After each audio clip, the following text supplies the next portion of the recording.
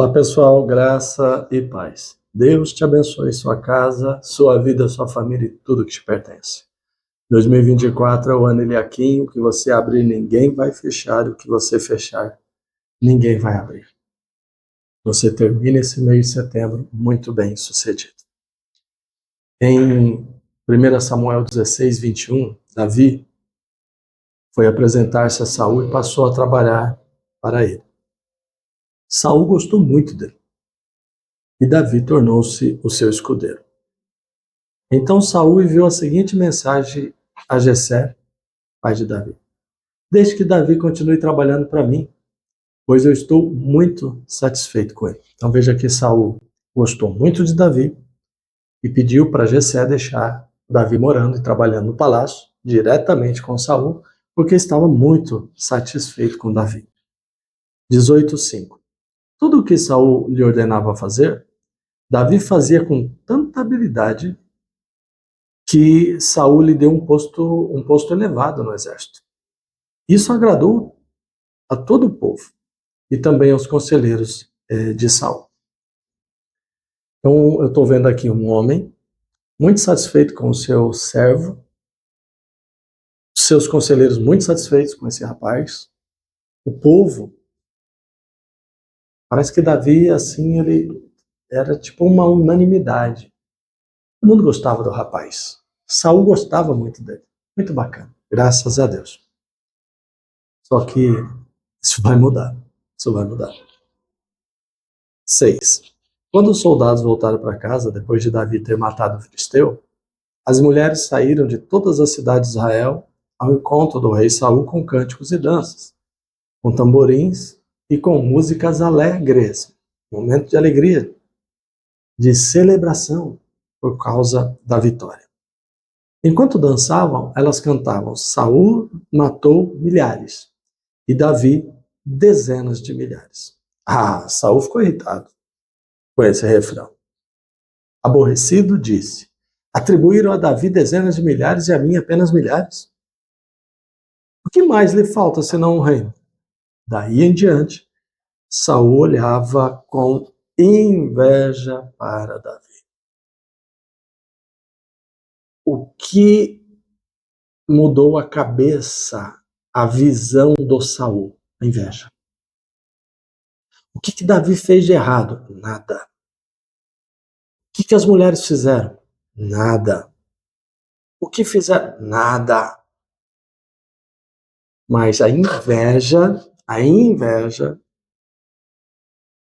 transformou o rapaz bom, habilidoso, bom servo, bom guerreiro, ótimo guerreiro, parceiro, amigo, num inimigo. A inveja fez isso. Outro exemplo na Bíblia. Jonas, capítulo 3, versículo 10. Deus viu que eles fizeram o que eles fizeram e como abandonaram os seus maus caminhos. Então Deus se arrependeu e não destruiu o povo como tinha prometido, como tinha ameaçado.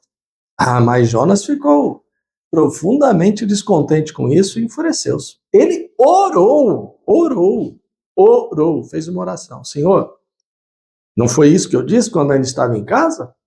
Foi por isso que me apressei em fugir para Tarsis.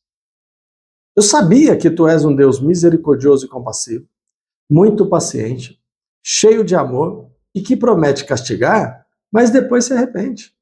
Agora, Senhor, tira a minha vida, eu imploro, porque para mim é melhor morrer do que viver. O Senhor respondeu: você tem alguma razão para essa fúria? Então, o Senhor usou Jonas como um profeta, mensageiro, que avisou os ninivitas sobre a destruição de todos eles, por causa do pecado, dos crimes que estavam cometendo, da vida que estavam levando. O Jonas, você conhece a história, mas no final das contas, levou essa mensagem. Quando levou essa mensagem, o povo se arrependeu. O rei se arrependeu, todo mundo jejuou, todo mundo se humilhou. Deus, diante daquilo, falou: não posso mais Não vou destruir essas pessoas. E voltou atrás. Mas o Jonas ficou bravo. O Senhor, Jonas, o que é isso, filho? Por que essa fúria toda? Que negócio é esse? Eu quero morrer, eu te imploro, tira a minha vida, eu não aguento mais, eu não quero mais. O que está acontecendo? Qual o problema? Ué, o Senhor é um Deus bondoso. Ah, esse é o problema. O Senhor é um Deus bondoso, misericordioso. O Senhor ameaça, mas depois se arrepende. Eu sabia que o Senhor ia me usar para ameaçar essas pessoas, mas depois, pela sua grande misericórdia, ia voltar atrás. Eu falei uma coisa que não aconteceu. Ah, não, quero morrer. Ô, Jonas, meu Deus do céu, o que é isso? Que fúria é essa? Jonas saiu, sentou-se num lugar a leste da cidade. Ali construiu um abrigo, sentou-se à sombra e esperou para ver o que ia acontecer. O Senhor fez crescer uma planta sobre Jonas para dar sombra à sua cabeça e livrá-lo do calor. Isso aconteceu muito rápido. E Jonas ficou muito alegre. Mas na madrugada do dia seguinte, Deus mandou uma lagarta atacar a planta de modo que ela se secou. Ao nascer do sol, Deus trouxe um vento oriental muito quente e o sol bateu na cabeça de Jonas, a ponto dele quase desmaiar. Com isso, ele desejou morrer e disse: para mim seria melhor morrer do que viver. Mas Deus disse a Jonas: você tem alguma razão para estar tão furioso por causa da planta? Ele respondeu: tenho sim. Estou furioso a ponto de querer morrer. Por causa da planta?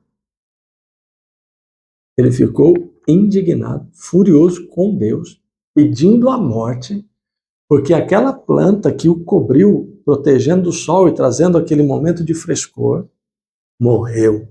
Nasceu num dia, morreu no outro. Ele não plantou, ele não regou, ele não fez nada. Mas a planta morreu e ele ficou indignado, furioso. Eu estou falando de um homem que estava conversando com Deus. Deus perguntava, ele respondia. Ele falava e Deus falava. É esse tipo de homem que eu estou falando. Que está ali conversando com Deus e Deus com ele. Furioso, nervoso, indignado por causa de uma planta. Mas olha isso aqui. O Senhor disse: você tem pena dessa planta? Embora não a tenha podado, nem a tenha feito crescer. Ela nasceu numa noite e numa noite morreu. Contudo, Nínive tem mais de 120 mil pessoas que não sabem distinguir a mão direita da esquerda, além de muitos rebanhos. Não deveria eu ter pena dessa grande cidade? Responde você. E ainda um terceiro exemplo. Eu não vou ler o texto de Gênesis, mas você já conhece. Caim ofereceu uma oferta ao Senhor, Abel ofereceu uma oferta ao Senhor. O Senhor recebeu com agrado a oferta de Abel, com agrado Abel e sua oferta, mas não recebeu Caim nem a sua oferta. Caim ficou furioso, indignado, nervoso, irado. Deus foi até ele. Por que você está tão nervoso? Porque essa ira toda, faça direito e você será aceito. Agora, se você não fizer direito, se você não se autocontrolar, você vai fazer besteira. O mal está à porta, quer te dominar. Domine você sobre ele. Virou as costas, foi lá e matou o irmão. Então, o problema de Saul era o Davi. O problema de Caim era o próprio Deus, que era misericordioso demais, bondoso demais. O Jonas. A árvore, né? O problema de Jonas era uma árvore que tinha morrido. E não o povo, né? O de Caim era o irmão. Tá certo isso, gente?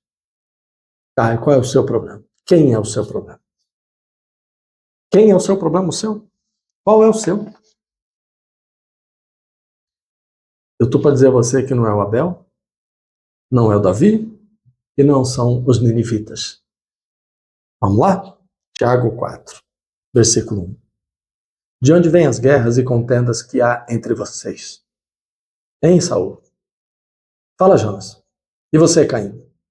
De onde vêm essas intrigas, essas contendas, esse problema que você tem aí com Davi? Essa indignação que você tem aí com essa raiva toda que você tem do Abel? Essa fúria toda, contra os ninivitas. De onde está vindo isso aí? Né? Essas brigas não vêm das paixões que guerreiam dentro de vocês? Hein? O problema é Davi ou é a inveja? Está dentro de você. O problema é Abel ou é a raiva, a inveja, a ira que está dentro de você, Caim.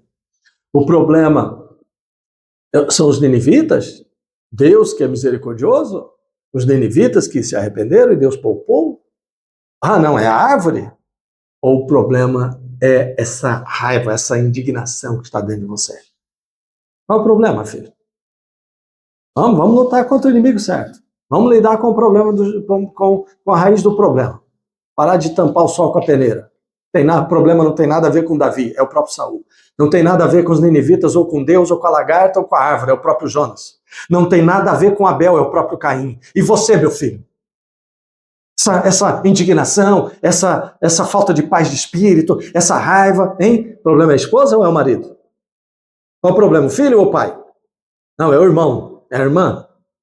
Ah, é o patrão. Sim, eu estou sendo irônico, me perdoe. Estou fazendo uma pergunta retórica. Esses são os problemas? Não, não são, não. São as guerras e paixões, sentimentos que estão dentro de cada um. Lute contra esses inimigos, derrote-os de uma vez por todas. O Saul ficou tão cego, que ao invés de lutar contra o verdadeiro inimigo, que eram os filisteus, ficou ali lutando contra Davi, que não tinha nada, que nunca fez mal algum a ele. O Caim ficou tão cego, tão dominado pela aquela fúria, aquela ira, que foi lá e matou o inocente Abel. O Jonas, então, nem se fala. Não caia nessa armadilha. O problema não são as outras pessoas. Vença os inimigos que estão dentro de você. Traumas complexos, sentimentos ruins, raiva, ódio, cólera, inveja, orgulho. Orgulho, inveja, medo. Vença isso. Isso. O Senhor fez a pergunta para o Caim. Por que teu rosto está vermelho, transtornado assim? O Senhor fez a pergunta para o Jonas. Você tem... Qual a razão dessa fúria? Você tem razão? Eu quero morrer. Não, você não tem razão. Você está valorizando a vida de uma árvore, mas não está dando valor à vida de 120 mil pessoas ignorantes dos rebanhos que lá existem. Pelo amor de Jesus, o que está acontecendo com você? Veja como alguns sentimentos cegam a pessoa. Outro dia, o Davi era o melhor servo que tinha. Agora, ele quer tomar meu reino. Que isso? Para com isso. Então, esposa, o teu problema não é o marido, filho não é o pai, sócio não é o sócio. Será que o motivo não são os sentimentos que estão dentro de você? De inveja, de raiva, de medo, de orgulho? Os complexos internos? Supera isso, vença isso. Derrota esses inimigos que guerreiam dentro de cada um. Tem um cântico que eu já ouvi cantar: carne ou espírito? Quem é que vai vencer? Quem é que vai vencer? Eu sou inimigo de mim mesmo. Não sou defensor do diabo, não. Longe de mim. Mas, muitas das vezes, a culpa nem dele é dos sentimentos que estão dentro da pessoa. Dentro da pessoa. Quando o mal vem e pressiona a pessoa, ela põe para fora o que está dentro dela. É o que o Jonas fez. E tantos outros também estão fazendo nos dias de hoje.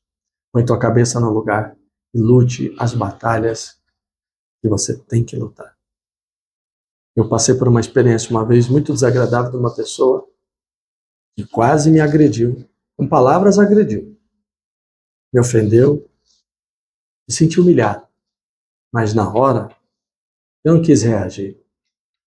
Eu estava num dos cômodos dentro da igreja, um cômodo no fundo da igreja, e na hora tudo que eu não queria era escândalo na igreja, gritos na igreja, e assim de repente dar mau exemplo e aquilo sair falando pelos corredores, e eu tinha brigado com a B, tinha brigado comigo. Foi uma situação bem desconfortante. E eu engoli aquilo, deixei para lá, virei a página, cedi. Só que quando aquela pessoa foi embora, terminou de falar tudo que quis falar, xingar, esse pastorzinho de não sei o quê, esse pastor não sei o quê, foi falando. Né? Quando aquilo terminou e a pessoa foi embora, eu comecei a sentir raiva. Porque eu pensava, poxa, peraí, isso não é certo. Isso não é certo. Será que eu deveria ter reagido? Eu acho que eu devia ter reagido. Eu devia ter falado poucas e boas. E seja o que Deus quiser. Mas na mesma hora, eu corri para o altar. Estava sozinho. A igreja ainda não estava aberta. E ali lutei. Lutei. Não contra aquela pessoa que foi embora, mas contra o mal que usou aquela pessoa. E mais do que isso. E principalmente contra a raiva que eu estava sentindo. O sentimento de indignação que tomou conta de mim. Eu fiquei indignado com aquela pessoa. Quem ela pensa que é? Eu devia ter reagido. Quer saber? Eu vou. Não. Não vou fazer isso não. E comecei a lutar contra a raiva que estava dentro de mim. E saí vencedor. Quando aquilo tudo passou, eu me acalmei. Pus a cabeça no lugar, graças a Deus. Falei, puxa, que bom que eu não agi daquele jeito que eu talvez agisse. Descontando, partindo, pagando com a mesma moeda. Que bom. Eu travei essa batalha contra o verdadeiro inimigo, que é o diabo e ou aquele sentimento de raiva. Com certeza aquele sentimento que estava dentro de mim. E quando eu venci aquilo, me senti bem. Muito melhor do que se eu tivesse reagido com a pessoa e derrotado a pessoa. Podia ter vencido aquela situação, me imposto, porque eu estava certo, ela estava errada. Mas eu não me impus naquele momento. Não sou bobo não, ninguém me faz de bobo não. Mas eu entendi naquela hora que minha batalha era outra, travei aquela outra batalha, venci e estou aqui testemunhando isso como uma grande vitória. Graças a Deus.